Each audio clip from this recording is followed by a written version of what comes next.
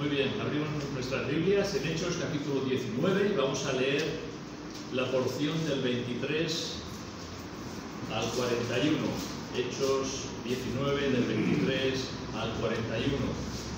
Dice así la palabra del Señor: Hubo por aquel tiempo un disturbio no pequeño acerca del camino, porque un platero llamado Demetrio, que hacía de plata templecillos de Diana, daba no poca ganancia a los artífices, a los cuales, reunidos por los obreros del mismo oficio, dijo: varones, sabéis que de este oficio obtenemos nuestra riqueza, pero veis y oís que este Pablo, no solamente en Éfeso, sino en casi toda Asia, ha apartado a muchas gentes con persuasión, diciendo que no son dioses los que se hacen con las manos.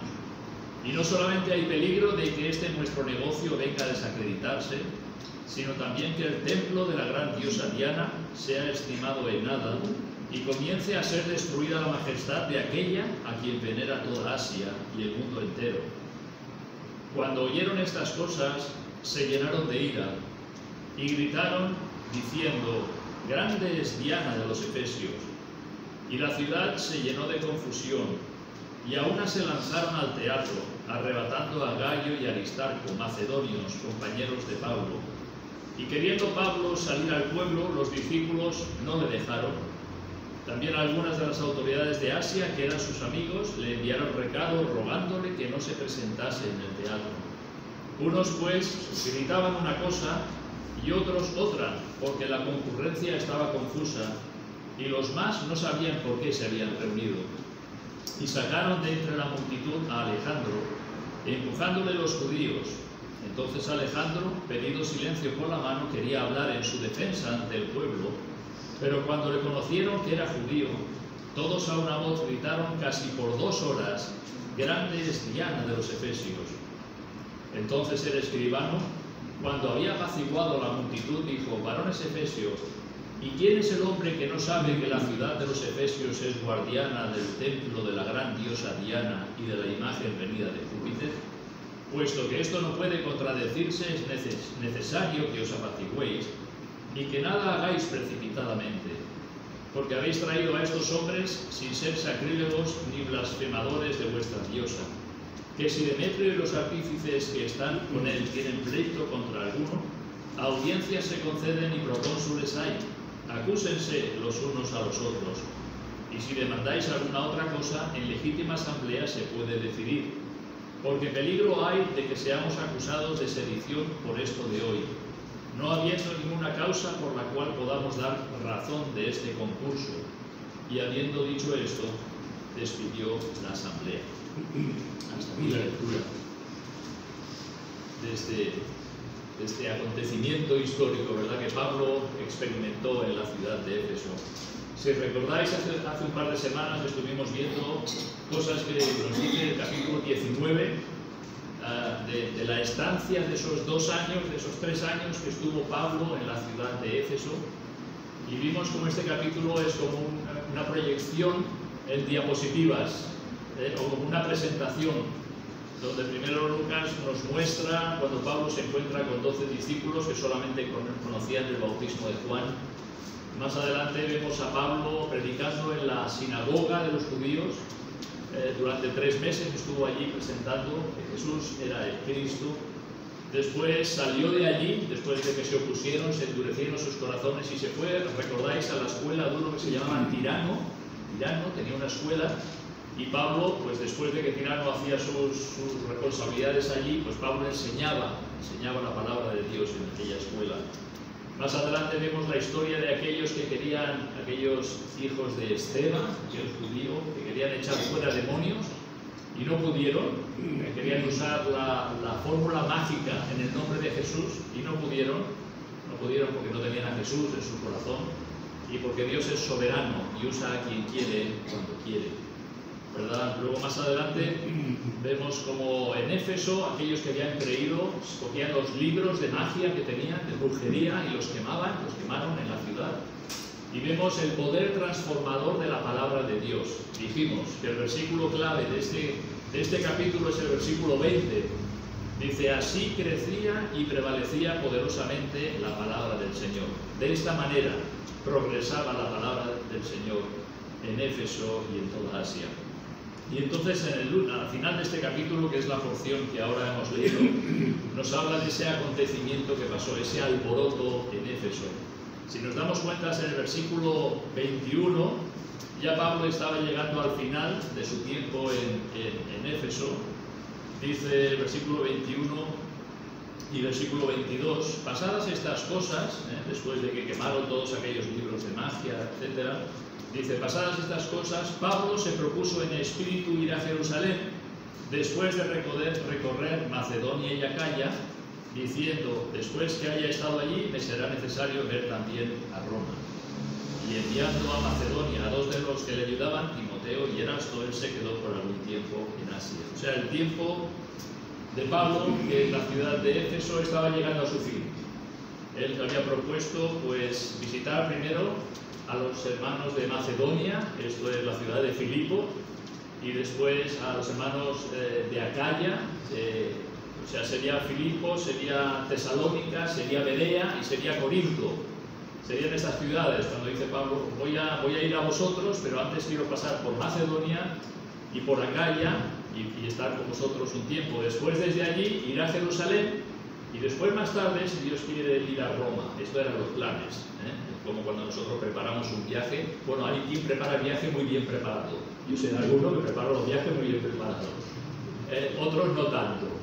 Pero bueno, Pablo tenía estos planes. Sus planes es la voluntad del Señor de volver a visitar a los hermanos en Filipo. ¿Os acordáis, no?, del carcelero de Filipo con toda su familia? ¿Os acordáis de Lidia y los que se convirtieron allí? En Tesalónica también se quedó un grupo de hermanos, los hermanos de Berea, los judíos de Berea, nos dice, algunos que vinieron, y luego pues llegó hasta la ciudad de Corinto, donde estuvo 1 año y medio con los hermanos allí. Entonces ahora quería ir por segunda vez a Corinto, ¿vale? Y esto les expresa a los hermanos cuál era su deseo, y con estos planes él pues envió, dice, y enviando a Macedonia, recordamos de nuevo Filipo, la ciudad de Filipo,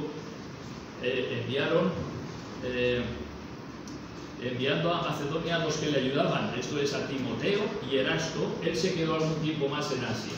O sea, Pablo envió a los hermanos, yo voy a ir primero vosotros y visitando a los hermanos, y yo vendré, pero todavía me quedo un tiempo más en Asia. En 1 Corintios capítulo 6 nos dice, escribiendo a los hermanos en Corinto, y aquí Pablo está escribiendo desde Éfeso, ¿vale? Desde Éfeso está escribiendo a los hermanos en Corinto, en capítulo 16, 1 Corintios capítulo 16 y versículo 5. Dice, iré a vosotros, Pablo en Éfeso escribiendo a los hermanos en Corinto, iré a vosotros cuando haya pasado, lo vuelve a decir, por Macedonia, pues por Macedonia tengo que pasar, y podrá ser que me quede con vosotros o aún pase el invierno, para que vosotros me encaminéis a donde haya de ir. Porque no quiero veros ahora de paso, pues espero estar con vosotros algún tiempo, si el Señor lo permite, pero estaré en Éfeso. ¿Veis? Escribiendo 1 Corintios desde Éfeso. Estaré en Éfeso hasta Pentecostés, porque se me ha abierto puerta grande y eficaz, y muchos, fijaros en esta frase, y muchos son los adversarios. Se ha abierto una puerta, pero muchos son los adversarios. Y si llega Timoteo, mirad que esté con vosotros con tranquilidad, porque él hace la obra del Señor, así como yo. Por tanto, nadie me tenga en poco, sino encaminadle en paz, para que venga a mí, porque le espero con los hermanos. Acerca del hermano Apolos, ¿dónde estaba? En Éfeso, pero también Apolos había estado antes en Corinto, ¿recordáis? Que fue de gran ayuda a los hermanos. Dice, acerca del hermano Apolos, mucho le rogué que fuese a vosotros con los hermanos, mas de ninguna manera tuvo voluntad de ir por ahora, pero irá cuando tenga oportunidad. Así que vemos como Pablo en Éfeso continúa allí, todavía está allí, pero está pues enviando a varios hermanos a visitar a otras iglesias y preparando el camino para que él vaya un poco más adelante. Mientras este tiempo estaba sucediendo, nos dice el versículo 23, hubo por aquel tiempo un disturbio no pequeño acerca del camino. ¿Vale? Esto es lo que sucedió, un disturbio no pequeño acerca del camino. Pero antes mencionar, cuando dice una puerta se me ha abierto, ¿verdad? Se ha abierto puerta grande y eficaz, y muchos otros adversarios. Vemos que en el capítulo 19, versículo 10, como nos dice: así continuó por espacio de 2 años, de manera que todos los que habitaban en Asia, judíos y griegos, oyeron la palabra del Señor. ¿Os dais cuenta? Todos los que habitaban en Asia, judíos y griegos, oyeron la palabra del Señor.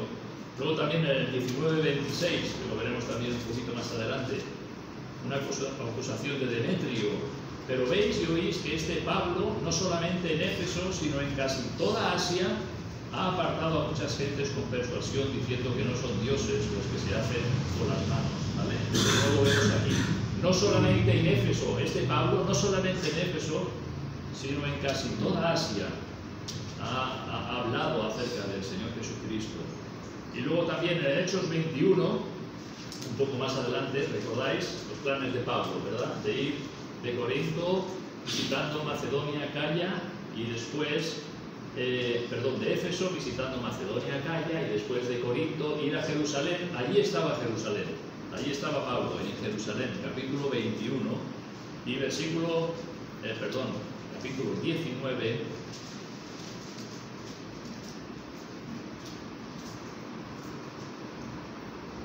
no, he dicho bien, capítulo 21 y versículo 27, capítulo 21 y versículo 27. Dice: pero cuando estaban para cumplirse los 7 días, unos judíos de Asia, al verle en el templo, alborotaron a toda la multitud y le echaron mano, dando voces: varones israelitas, ayudad. Este es el hombre que por todas partes enseña a todos contra el pueblo la ley y este lugar. Además de esto, ha metido a griegos en el templo y ha profanado este lugar santo. Pablo en Jerusalén, después de visitar Macedonia, Acaya y ir a Jerusalén, se encuentra con unos judíos de Asia. Y cuando ven estos judíos de Asia, cuando ven a Pablo, que dicen: a este hay que prenderle, a este hay que cogerle, porque este es el que va por toda Asia alborotando, ¿verdad? Y fijaros la percepción que ellos tienen cuando dice: va por todas partes y enseña a todos contra el pueblo la ley y este lugar. Esta es la percepción que ellos como judíos tenían. No era lo que Pablo decía, ¿verdad? Precisamente el Evangelio de Jesucristo es el cumplimiento de la ley, de los salmos y de los profetas. ¿Qué es lo que dijo Jesús? Es necesario que se cumpla de mí todo lo que está escrito en la ley, en los salmos y en los profetas. El Evangelio es el cumplimiento del Antiguo Testamento. Eso es lo que Pablo predicaba. No estaba predicando en contra de la ley y en contra del pueblo de Israel. Estaba predicando el cumplimiento de la ley y de las promesas que Dios había dado en el Antiguo Testamento, que habían sido una realidad en Jesús de Nazaret, quien había muerto y quien había resucitado con poder y gloria. Y aquellos judíos, vemos cómo apresaron a Pablo en Jerusalén. Y después más adelante ya veremos lo que sucedió en este capítulo. Pero vemos cuando nos dice: se me ha abierto una puerta grande, como es así, como realmente no solamente en Éfeso, sino por toda Asia, él estaba hablando y predicando acerca del Señor Jesucristo, y muchos creyeron. Y Pablo, pues preparando ya su marcha, es cuando sucedió esto que vemos en el capítulo 19 y versículo 23. El título en mi Biblia pone: el alboroto en Éfeso, y es lo que sucedió, ¿verdad? Dice: hubo por aquel tiempo un disturbio no pequeño acerca del camino. Un disturbio es un conflicto provocado por un grupo de personas que altera la paz social. Eso es un disturbio. Un conflicto provocado por un grupo de personas que altera la paz social. ¿Habéis visto la noticia de lo que está pasando en Francia? Sí. Eso es un disturbio. Un conflicto social que altera la paz, ¿verdad? Social. En este caso provocado por un policía mató a un joven y, bueno, en fin, están arrasando coches, con tiendas, con bancos, con lo que pillan por delante. Eso es un disturbio. Algunos sinónimos son alboroto, perturbación, desorden, tumulto, motín, revuelta, alteración, algarada, agitación. Todo eso es un disturbio. Y eso es lo que pasó en Éfeso. Nos dice un disturbio no pequeño, un disturbio grande, un gran disturbio, hubo una gran revuelta en Éfeso. Y nos dice acerca del camino. Una situación social grave, como la agitación de las masas, puede provocar hechos impredecibles. Y a veces se sabe cómo comienzan, y tengo el ejemplo ahí de Francia, sabemos cómo ha comenzado, con la muerte de este joven, pero no sabemos cómo ha terminado, o cómo terminará, mejor dicho, no sabemos cómo terminará.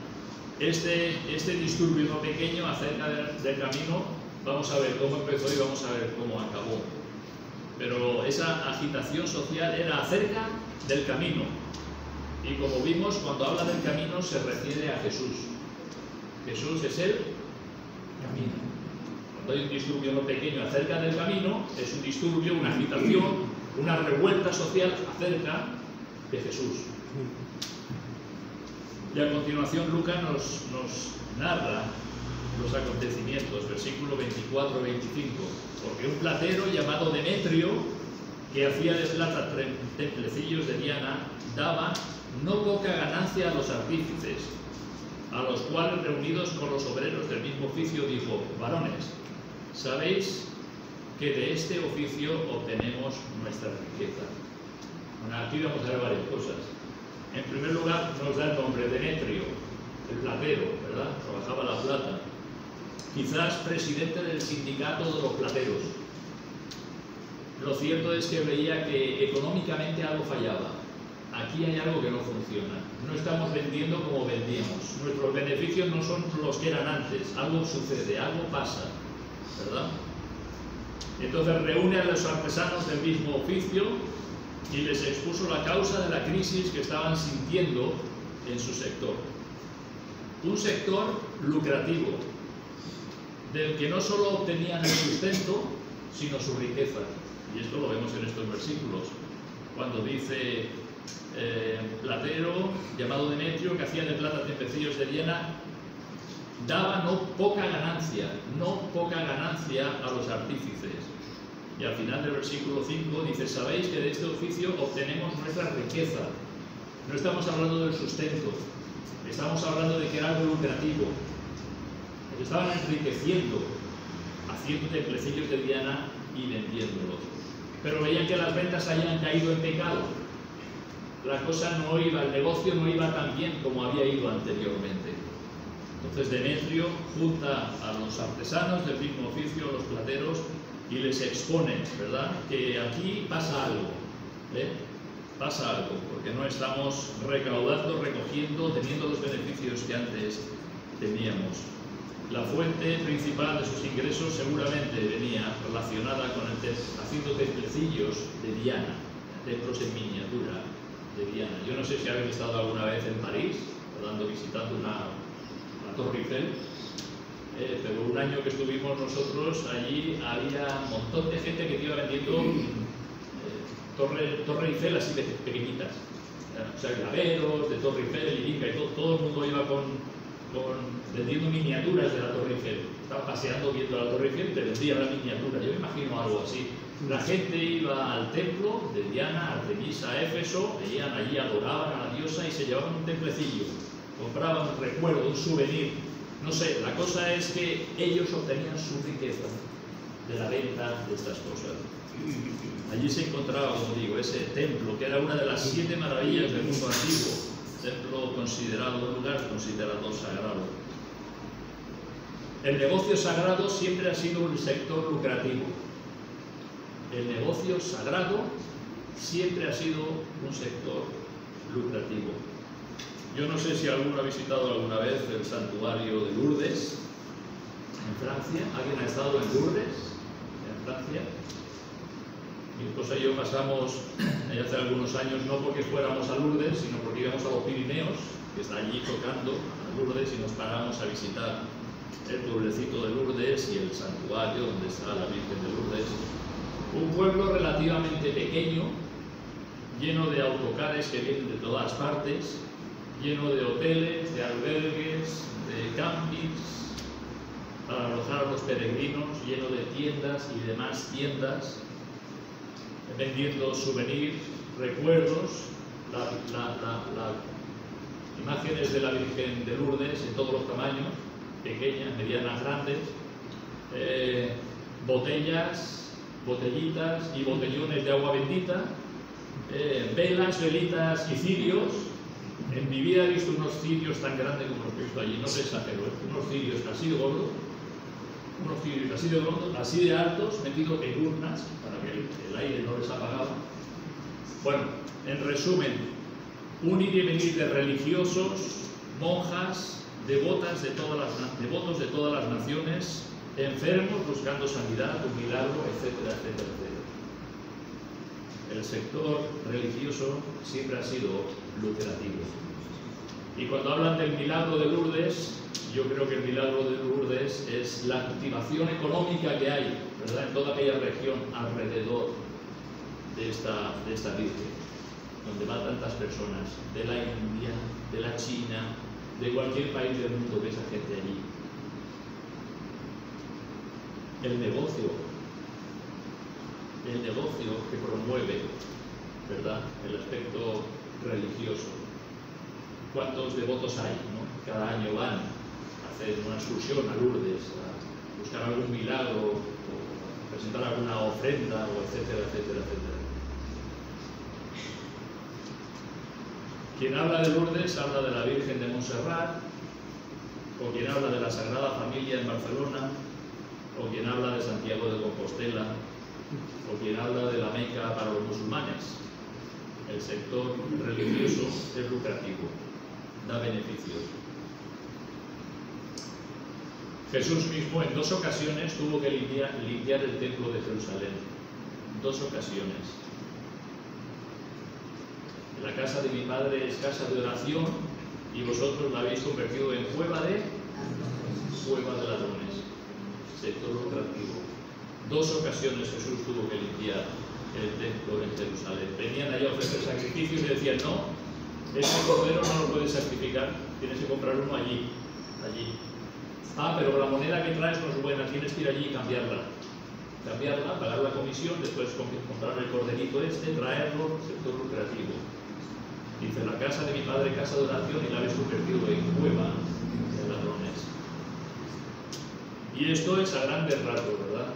El mundo religioso es lucrativo.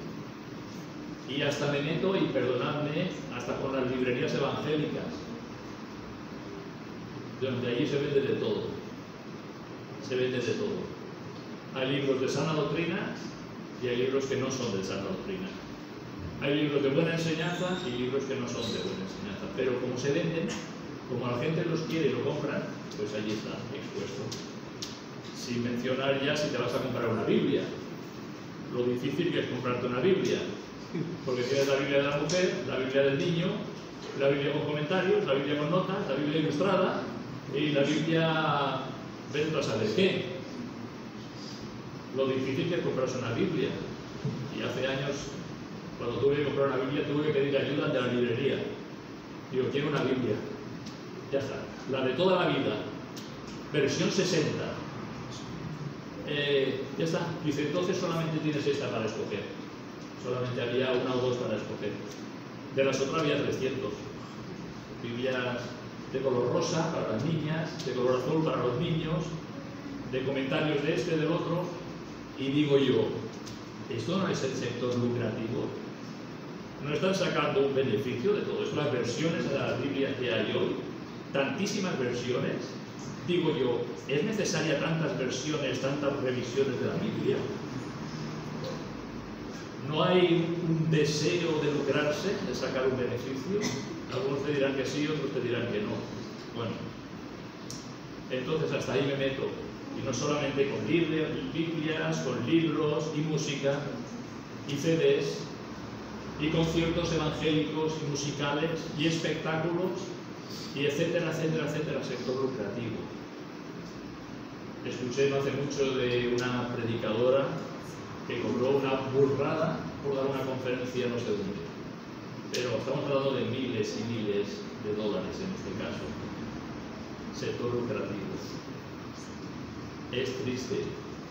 Es triste cuando vas a una persona o vas a una iglesia y el énfasis está en el plato de la ofrenda.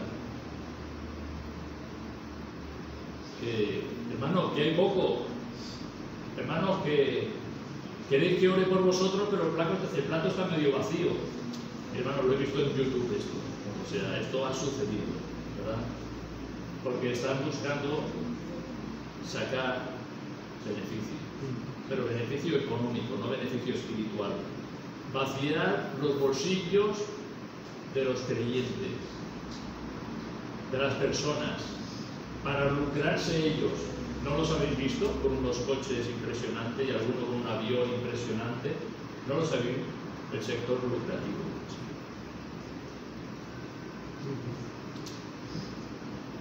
Primera de Tesalonicenses, Pablo dice: examinadlo todo y retened lo bueno. Y eso es así. En Pablo no vemos esto. Cuando le escribe a los tesalonicenses dice: yo no busco lo vuestro, yo os busco a vosotros. Yo os busco a vosotros, no lo vuestro. Dice: cuando vaya a vosotros no me tenéis ni que sostener ni mantener. Yo ya me apaño, estas manos me han servido para suplir a lo que yo necesitaba y lo que estaban conmigo. Y ves un corazón totalmente opuesto, totalmente distinto. Él estaba por dar, no por querer sacar a las personas, ¿verdad? Volviendo a Éfeso, ahí tenemos a Demetrio explicando, ¿verdad?, al gremio de los plateros la pérdida económica que estaban notando en el sector. Versículo 26. Pero veis y oís que este Pablo, además acusa por nombre, este Pablo, no solamente en Éfeso, sino en casi toda Asia, ha apartado a muchas gentes con persuasión, diciendo que no son dioses los que se hacen con las manos. Demetrio acusa directamente a Pablo de persuadir, de convencer a muchas personas de que no son dioses los que se hacen con las manos. Es que no es verdad. Es que no es esto así. Que no son dioses los que se hacen con las manos. El Salmo 115, ¿verdad?, nos dice: los ídolos de ellos son plata y oro, obra de manos de hombres, tienen boca, mas no hablan, tienen ojos, mas no ven, orejas tienen, mas no oyen, tienen narices, mas no huelen, manos tienen, mas no palpan, tienen pies, mas no andan, no hablan con su garganta. Semejante a ellos son los que los hacen, y cualquiera que confíe en ellos. Claro que no son dioses los que se hacen con las manos, son vanidad de vanidades. Por curiosidad miré en internet cuál era la imagen más grande que hay en el mundo, y encontré a un Buda, una imagen de Buda que está en China, que mide 128 metros de altura y unas 1000 toneladas de peso. 128 metros de altura. Son 42 pisos de alto. Un Buda de 42 pisos de alto. Contando a 3 metros por piso, 128 metros de altura. Pero no es la estatua más grande. La estatua más grande se encuentra en la India, y es una estatua en homenaje a un político indio, y se llama la Estatua de la Unidad. Tiene 182 metros de altura. Son como 60 pisos. No sé si sabéis dónde yo vivo, que vivo como en un décimo, pues imagínate 6 bloques más. He visto fotos de algunas personas al lado de los pies de la imagen, y ves a una persona y el dedo de los pies le llega a esa altura. El dedo de los pies. 60 pisos para arriba. Impresionante, ¿verdad? Esto a modo anecdótico. No son dioses los que se hacen con las manos. Demetrio, después de poner de exponer el argumento económico, ahora expone el argumento religioso. Versículo 27. Y no solamente hay peligro de que este nuestro negocio venga a desacreditarse, sino que también que el templo de la gran diosa Diana sea estimado en nada y comience a ser destruida la majestad de aquella a quien venera toda Asia y el mundo entero. O sea, no solamente es que ya no tenemos nuestra riqueza de la venta de templecillos, no solamente esto, es el aspecto económico, ¿verdad? Importante. Ahora introduce el aspecto religioso, ¿verdad? Que a lo mejor la gente deja de adorar a Diana y de venir a visitarla y va a venir a ser en nada y ese templo se va a ir a la ruina. El aspecto religioso. Y vemos que el avance del Evangelio hace temblar los cimientos de la idolatría. Y eso ha sido una realidad histórica. El avance del Evangelio hace temblar los cimientos de la idolatría. Porque la gente cae en la cuenta de que no son dioses los que se hacen con las manos. El Dios eterno es el Señor que creó los cielos y la tierra, el sol y todo lo que hay, y que lo sustenta y lo cuida. Ese es el Dios que presentaba Pablo. No un Dios que se hace de mano, de oro, de plata o de lo que quiera que sea. No. La idolatría conlleva siempre superstición. El Evangelio trae libertad. Y esto es así. La idolatría conlleva superstición. Puedes verlo hasta una ermita pequeñita en la montaña que la gente lleva una velita o lleva alguna cosita o lleva algo que recuerde una foto, una estampita de alguien. Superstición. Para pedirle a alguien que no es nadie, que no existe, que es vanidad, algún deseo que tiene en su corazón. Cuando oyeron, versículo 28, cuando oyeron estas cosas, se llenaron de ira y gritaron diciendo: grande es Diana de los Efesios. El aspecto económico parece que les preocupaba, pero el aspecto religioso parece que removió sus conciencias, ¿verdad? Gritaron, se llenaron de ira. ¿Contra quién? Contra Pablo. Este Pablo es el causante, ¿verdad? Se llenaron de ira y gritaron diciendo: grande es Diana de los Efesios. En Hechos versículo 29, y la ciudad se llenó de confusión. Ahí saltó la chispa. Ahí saltó la chispa de esa revuelta, de ese tumulto, de esa agitación. Dice: la ciudad se llenó de confusión y a una se lanzaron al teatro arrebatando a Gayo y Aristarco, macedonios, compañeros de Pablo. O sea, vemos que hubo un gran revuelo. Los plateros empezaron a gritar: grande es Diana de los Efesios. La ciudad, ¿qué pasa? ¿Qué pasa? ¿Qué sucede? Hubo un tal alboroto que se lanzaron al teatro, era el lugar donde se reunía, el teatro de Éfeso. Si lo quieres ver, puedes ponerlo en internet. Teatro de Éfeso, allí está todavía. Un teatro donde cabían 25.000 personas. Allá que fueron a reunirse. ¿Pero qué pasa? Gritando: grandes Diana de los Efesios. La gente arrastrando, dice que llevaron, arrebatando a Gayo y Aristarco, macedonios. Yendo hacia el teatro se encontraron con Gayo y Aristarco y dice que arrebatando a Gayo y Aristarco, compañeros de Pablo, lo llevaron allí, al teatro. La reacción del gremio de plateros, con sus gritos de proclama a la diosa Diana, alteró la paz social de Éfeso y la ciudad en masa se dirigió al teatro para tratar el asunto. Gayo y Aristarco, menuda experiencia vivieron, Gayo y Aristarco. En la Biblia hay 4 gallos, sé que suena muy así, pero es que hay 4 gallos. Aquí tenemos 2 Antonios, ¿no? Antonio y Antonio. Pues en la Biblia aparecen 4 gallos. Uno es el gallo, era un nombre muy común en aquellos años. Hay un gallo de Macedonia, que es este, hay un gallo de Derbe, hay un gallo de Corinto y hay el gallo amado del apóstol Juan, que no sabemos si el gallo amado es alguno de estos 3 o es otro gallo. Pero bueno, hay 4 gallos en la Biblia, ¿vale? Y luego Aristarco, que nos dice en el capítulo 20 que era de Tesalónica, era macedonio de Tesalónica. Fueron empujados y conducidos hasta el teatro y fueron llevados con violencia y rapidez. Supongo que temerían Gayo y Aristarco lo peor. Temerían lo peor.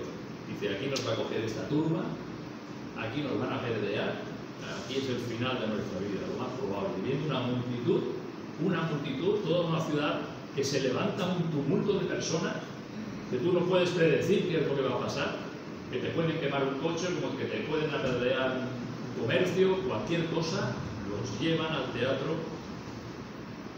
Y después nos dice en el versículo 30, y queriendo Pablo salir al pueblo, los discípulos no le dejaron. La providencia de Dios, ¿verdad? Pablo, los discípulos, aquellos discípulos que él estaba enseñando en la escuela de Tirano posiblemente, aquellos discípulos no le dejaron ir a Pablo. No, Pablo, no vayas porque este es tu final, no vayas allí.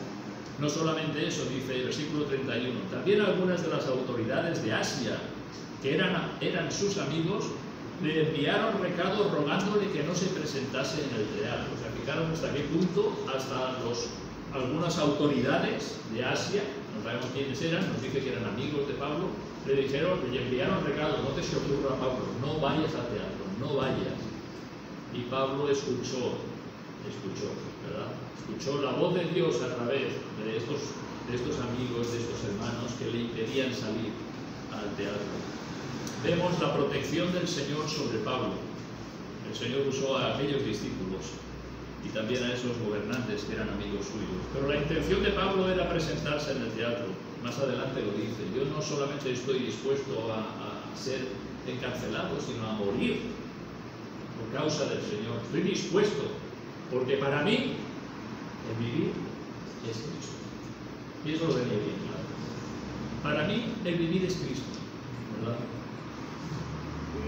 Sin duda que Pablo se angustió por Gallo y Aristarco, viendo que habían sido arrastrados y sin saber lo que allí podía suceder. Versículo 32 nos dice, unos pues gritaban una cosa y otros otra, porque la concurrencia estaba confusa y los más, o sea la mayoría, no sabían por qué se había reunido. O sea, fijaros. Empezó, la chispa saltó con Demetrio, por los plateros, con que el beneficio económico no era el mismo y que el templo de Diana va a venir a ser desacreditado. Ahí salió la chispa, ahí empezó la revuelta, ahí toda la ciudad se alborota, van al teatro y allí tienes a todas estas personas, estos gentiles, ¿verdad?, yendo allí. Versículo 33 dice, y sacaron de entre la multitud a Alejandro. ¿Quién es Alejandro? Alejandro era un judío. O sea que en el teatro estaban los gentiles y los judíos. Los judíos que endureciéndose contra Pablo, Pablo se fue de la sinagoga, ¿recordáis? Aquellos que endurecieron su corazón y Pablo salió y se fue a la escuela de Tirano. Pues allí también estaban los judíos. ¿Qué pasa? Pablo era judío. Pablo era judío. Y los gentiles, y lo que querían hacer los judíos, decir, no, eres judío, pero no como nosotros. O sea, eres judío, pero no como nosotros. Nosotros somos otra cosa. Nosotros estamos en la sinagoga, guardamos la ley. Pablo es otra cosa. Querían hacer esta distinción. Dice, y sacaron de entre la multitud a Alejandro, empujándole los judíos. O sea, los judíos empujan a Alejandro, seguramente para que Alejandro explica algo, para que no nos persigan a nosotros. Recordemos que todo el tumulto era que grande es Diana de los Efesios. Los judíos no adoraban a Diana de los Efesios. Ellos no adoraban a Diana de los Efesios. Y los gentiles lo sabían. Y podía ese tumulto liarse una revuelta que incluso la sinagoga fuese arrasada. ¿Ves? Vas a ver. Y entonces dice, sacaron de entre la multitud a Alejandro, empujándole los judíos, y Alejandro, pedido silencio con la mano, quería hablar en su defensa ante el pueblo. Pero cuando le conocieron que eran judíos, la mayoría de gentiles, todos a una voz gritaron casi por 2 horas, grande es Diana de los Efesios. 2 horas, gritando una multitud, grande es Diana de los Efesios. Tremendo. Y allí estaban Gallo y Aristarco. Y a lo mejor Pablo, donde quiera que estuviese, estaba escuchando a la multitud gritar, grande es Diana de los Efesios, por 2 horas.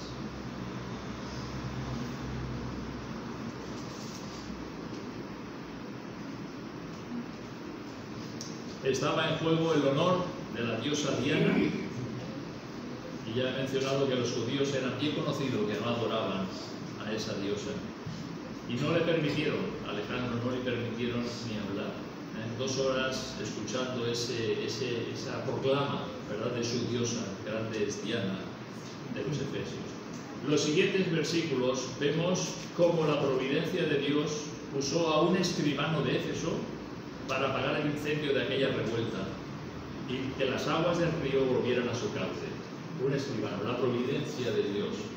Lo vemos en los siguientes versículos, 35 al final. Perdón, el 35 hasta el final. Entonces el escribano, cuando había apaciguado a la multitud, no sé cómo lo hizo, no tengo ni idea cómo lo hizo el escribano, pero era un gobernante. Gobernante a lo mejor era quien escribía las leyes que se redactaban en Éfeso, pero una autoridad en Éfeso. El escribano, cuando había apaciguado a la multitud, dijo, les permitieron hablar, callaron, después de 2 horas de grande Diana de los Efesios. Varones Efesios, y pregunta, ¿y quién es el hombre que no sabe que la ciudad de los Efesios es guardiana del templo de la gran diosa Diana y de la magia venida de Júpiter? Porque pensaban que esta imagen de Diana había venido, ¿verdad?, de Júpiter, pensaban. Puesto que esto no puede contradecirse, es necesario que os apaciguéis. Está calmando los ánimos. Está calmando los ánimos. Ayer escuché al ministro de no sé qué en Francia haciendo ese trabajo. Tranquilo, tenemos que apaciguarnos, dejar de quemar coches y toda esta revuelta, tenemos que apaciguar, estaba haciendo la labor, ¿verdad?, como gobernante. Vamos a calmarnos y hablar, ser sensatos, ¿no? Es necesario que os apaciguéis y que nada hagáis precipitadamente. Y ahora expone, porque habéis traído a estos hombres. ¿Quiénes son estos hombres? Gayo y Aristarco, son los que habían arrastrado. Habéis traído a estos hombres sin ser sacrílegos ni blasfemadores de vuestra diosa. O sea, habéis traído a estos hombres, pero estos no han estado diciendo proclamas en contra de vuestra diosa, ni sacrílegos. Dice que si Demetrio y los artífices, los que causaron la chispa de este incendio, que están con él, tienen pleito contra algunos, audiencias se conceden y procónsules hay, acúsense los unos a los otros. O sea, se puede hacer calmadamente. Que pongan una denuncia, que Demetrio ponga una denuncia delante de las autoridades, acusando a Pablo, a Gayo, a Aristarco y a todos los que quieran, que pongan una denuncia, ¿verdad? Se pueden hacer las cosas calmadamente. 39. Y si demandáis alguna otra cosa en legítima asamblea, se puede decidir. Y ahora expone, porque peligro hay que seamos acusados de sedición por esto de hoy. Él veía más allá. Y es que estaban bajo el Imperio Romano. Y toda esta revuelta podían ser acusados de sedición. Y cuando hay una sedición empiezan a cortar cabezas, ¿verdad? Empiezan a cortar. Cuando alguien se levanta, cuando hay una revuelta, ya ha pasado en Rusia estos días, una sedición, o sea, alguien se ha levantado y empezaban a rodar cabezas, ¿verdad? Tienen que cortarlo por lo sano. Peligro hay que seamos acusados de sedición por esto de hoy, no habiendo ninguna causa por la cual podamos dar razón de este concurso. Y fijaros ahora, y habiendo dicho esto, destruyó la asamblea. La providencia de Dios a través de este escribano, ¿verdad? A través de un gobernante, consiguió apaciguar los ánimos de la multitud. No tenemos noticia de que Pablo sufriera, no tenemos noticia de que Gayo o Aristarco sufrieran alguna cosa, aunque sí que es cierto que cuando vamos, no sabemos si era esta misma ocasión o no, pero 2 de Corintios, abrimos nuestras Biblias en 2 de Corintios,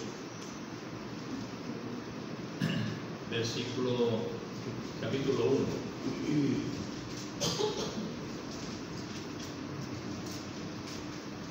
Segunda de Corintios capítulo 1, fijaros, versículo 8. Pablo vuelve a escribir 2 de Corintios y en este caso lo hace, según dicen, desde Troas. Habiendo salido de Éfeso ya, camino a Macedonia, escribe a Corinto, a los hermanos en Corinto. Versículo 8, porque hermanos, no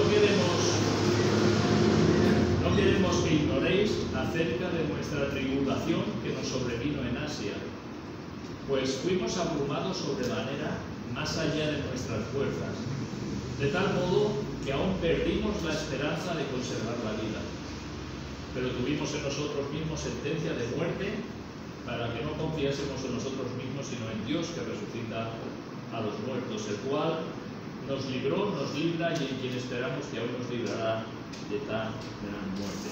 No sabemos si Pablo aquí se está refiriendo a lo mismo, pero fijaros hasta qué punto llegó. Fuimos abrumados sobremanera, más allá de nuestras fuerzas, de tal manera que perdimos la esperanza de conservar la vida. No sabemos si era la misma esta situación o fue otra, pero llegó hasta tan extremo que perdieron la esperanza de conservar la vida, como diciendo, este es el fin. Aquí el Señor nos lleva con él y aquí se acaba todo. El Señor nos libró en su gracia, ¿verdad? Nos lo libró y Pablo pudo continuar predicando el Evangelio incluso hasta que llegó a Roma. Ya concluyo. Este capítulo resume los 3 años de Pablo en Éfeso y vemos, en primer lugar, el poder transformador del Evangelio, ya que muchos en Asia creyeron en Jesús, dejaron las supersticiones y los ídolos y vinieron a servir al Dios vivo y verdadero. O sea, el poder transformador del Evangelio en un lugar lleno de idolatría. En segundo lugar, que las dificultades y la oposición suelen ser compañeros del progreso del Evangelio. O sea, allí donde el Evangelio progresa, donde el Evangelio avanza, se levanta oposición. Hay lucha. Y hay alguien que está muy interesado en detener el avance del Evangelio, que es el diablo, ¿verdad? Satanás. Siempre hay oposición allí donde el Evangelio triunfa. Y en tercer lugar, que la providencia de Dios acompaña a los suyos en toda circunstancia. Lo cual significa que Dios gobierna e influye aunque nosotros no veamos cómo. Ahí está la providencia de Dios. En este caso usó a un escribano para apaciguar la multitud y que todo el mundo se fuera a su casa y esto ya quedó. Pero realmente fue un disturbio no pequeño, nos dice Lucas, no pequeño, fue un disturbio grande, pero vemos la providencia de Dios. Así el poder transformador del Evangelio, las dificultades y oposición que viene cuando el Evangelio avanza y la providencia de Dios que nos acompaña en toda circunstancia. Y es paradójico que Pablo, quien experimentó tanta oposición en su ministerio y quien sin duda sufrió por Cristo, porque yo traigo en mi cuerpo las marcas del Señor. Él fue azotado, él fue apedreado, él sufrió de los gentiles, él sufrió de los judíos, sufrió naufragios, peligros en el desierto, peligros en el camino, podemos ver cuando lo explica en el libro de Corintios, ¿verdad? Él sufrió tanto. Dice, este apóstol Pablo es el que nos habla tanto, ¿verdad?, del gozo y de dar gracias en todo. Es paradójico. Aquí el apóstol que sufrió tanto por el Señor es el que más nos habla del gozo y de dar gracias en todo. ¿No te suena paradójico? Su esperanza y confianza estaban en el Señor y no en las circunstancias. Porque yo sé en quién he creído, decía él. Yo sé en quién he creído. Y él lo tenía bien claro. Para mí el vivir es Cristo. Y el morir es ganancia. Y aquí vemos pues cómo va continuando el apóstol Pablo llevando el Evangelio hasta el fin del mundo, ¿verdad? Y que de esta manera concluimos el capítulo 19 del libro de los Hechos. Y luego veremos un poquito, ¿verdad?, cómo él continúa su viaje hacia Macedonia, Acaya, Corinto, después va a Jerusalén y después, en fin, continúa su periplo, ¿verdad?, llevando el